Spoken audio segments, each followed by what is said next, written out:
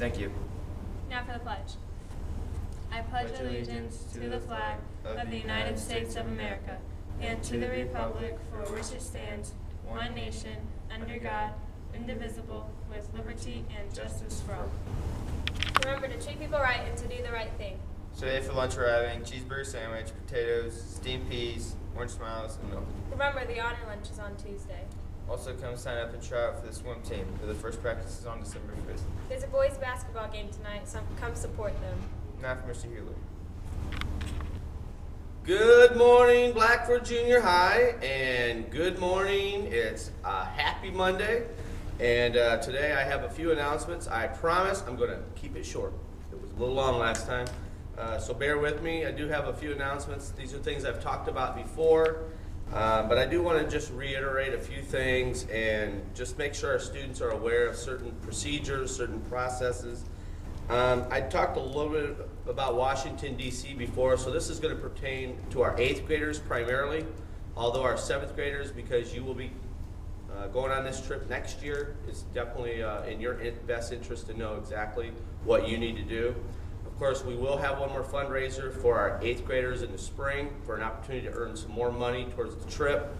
Also, I mentioned to our 8th graders at the very beginning of the year, and I know some of our students may need some financial help.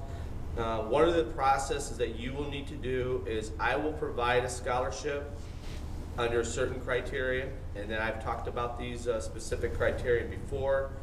One of them being the fact that you had to participate in a fundraiser already. You had to make some attempt to raise some money for that trip. It is a very expensive trip. And one of the things I will do in the future is I'll look at trying to see how we can reduce the cost that way we can get all of our students to go. If you are planning on applying for a scholarship, this is something that you definitely need to know. We're going to start thinking about this as we approach December, because a lot of you have already been expected to turn in your deposit, and you have to start making those down payments on that trip. So students that feel like they will need some financial help and you want to get a scholarship from me, remember, I will not pay more than $500 to any one student, and that means you have to raise at least $250 of your own money or have participated in a fundraiser. So you and your parent can write a letter to me indicating to me why you need it, what you've done up to this point to get the money that you need. Then what I'm going to do is I'm going to actually work with a committee, and we're going to sit down and look at these essays that you write for me.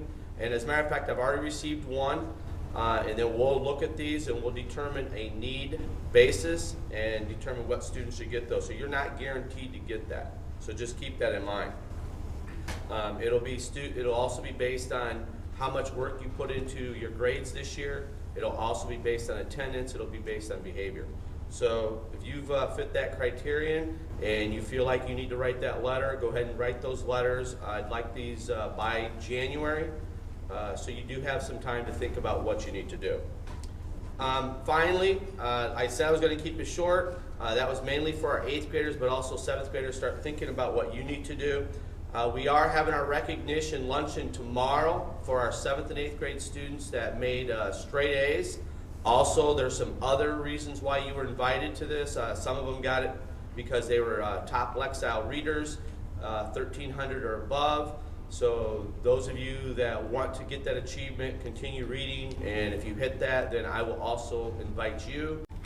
Also, any student that made Student of the Month, I'm going to invite those students. Again, Student of the Month is not necessarily for making good grades. It's for making any kind of an academic improvement.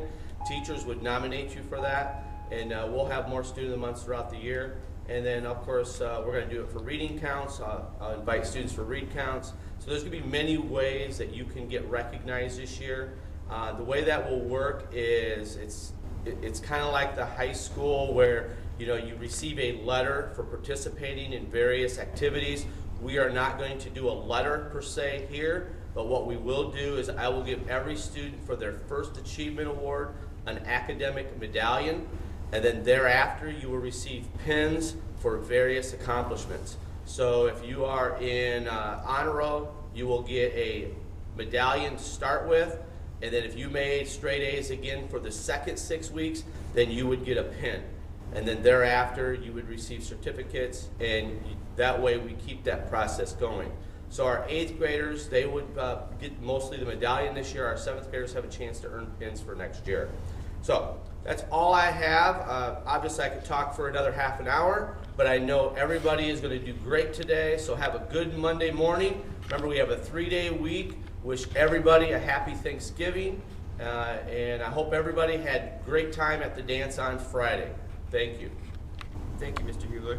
Now for the clock carrying box. This week for clock carrying, we have Chase Mahan, Greg Parker, Jesse Doty, Logan Garman, Dakota Case. We also have Jordan Ring, Tristan Mack, Brandon Caldwell, Jordan Pryor, and Robert Wilbur. Good job, guys. Remember, if you see someone caught carrying, to write their name and what they did and put it in the box. Thank you for watching WBJH News.